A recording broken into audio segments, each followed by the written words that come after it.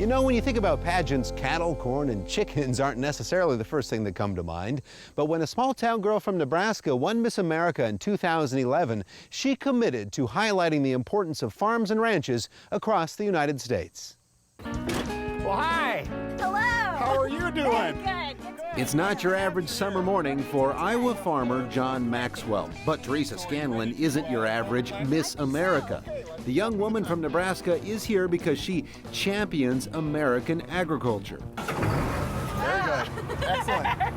Okay, now we're going to unfold it. All right. John is more than happy to show off his fancy tractor. While she admits she's never farmed or worked on a farm, growing up in rural Nebraska taught Teresa the importance of the men and women who do. That's the lifestyle, and it's something that I always grew up to know. And so I always supported agriculture, but I didn't always realize how much support agriculture really needs. And Teresa echoes a sentiment here at Cinnamon Ridge Farm and across the Heartland, concern that people are increasingly unfamiliar with what it takes to grow and raise their food. As Miss America, I have the opportunity to let everybody across the country, whether you're from a rural area or not, understand that not everybody farms, but everybody needs to eat. We want food that is grown here in the country, in the U.S.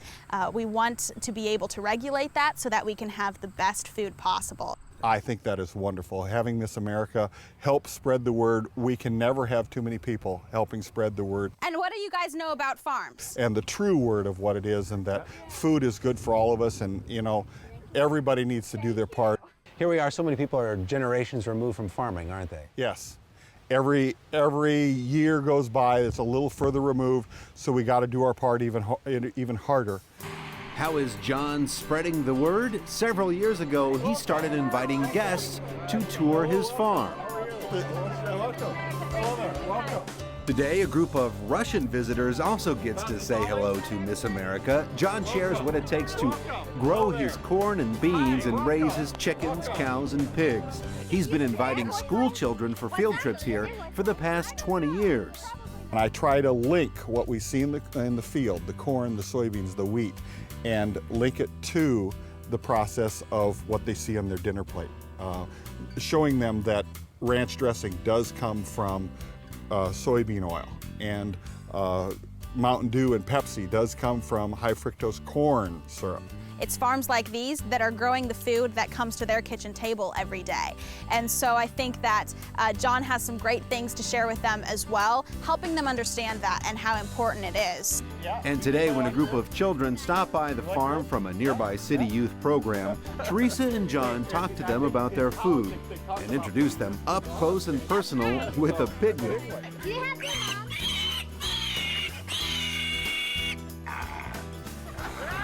But it's not just kids. John says connecting with customers is critical to maintaining his farm, evidenced by his roadside store with fresh from the farm products. In this freezer we have pork products all the way from spare ribs to pork chops to brats. They get the product that they want. They look at the prices on it, take the money and put it in the slot, and away they go. It's very efficient. People come here in the middle of the night. It's open 24 hours. Wow. And they know that if they cheat the system's going to leave. Something else to know about this Miss America, she doesn't mind getting her hands dirty. Teresa and I get to feed those brown egg producing free-range chickens. First time you've ever fed chickens? It is, actually. It's the very first time. And what do you think?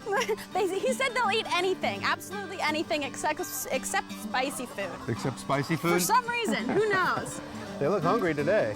I don't know how much you're supposed to give them, though, do you know? I have no idea. That's a big bucket of that. If it's supposed to be all of it, or what? What do you think about your experience on the farm so far? It's been great so far. This is really an incredible farm. There's so much here. It's beautiful. So diversified, isn't it? Absolutely. There's so many different animals, crops. It's really neat to see. What'd you think of that store? It was so neat. I've never seen a store like that before, and I thought it really says something about the honesty that we can still find. And it's good that it's still there. Yeah. And if feeding chickens wasn't enough of a taste of life on the farm, John got some help from Teresa feeding the cows. Nice job. Oh, that's much easier. Much better. In the end, Miss America says connecting with farmers like John helps her understand the challenges and determination of U.S. farmers. He tried to look for loans from the banks, got turned down 7 times, and finally got his first loan to start up his farm. And it was hard work every step of the way that got him to this point.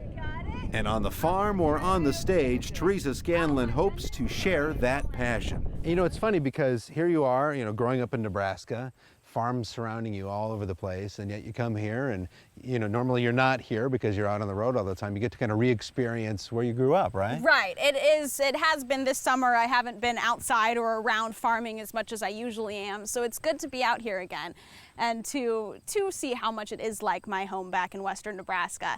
And it's always nice to experience, to be outside again. And for some of the events that we do, it kind of makes you forget what it was like back home. So it's nice to relive it. You get to put on some jeans and some boots. Yes! Too, right? It's a rare occasion, that's for sure. No evening gown out here. Exactly. I didn't think that it would quite work for what we were doing. Life of Miss America. Exactly. Right? Thanks for spending some time with us. Thank you so Appreciate much. it. I Yeah. appreciate Okay. it.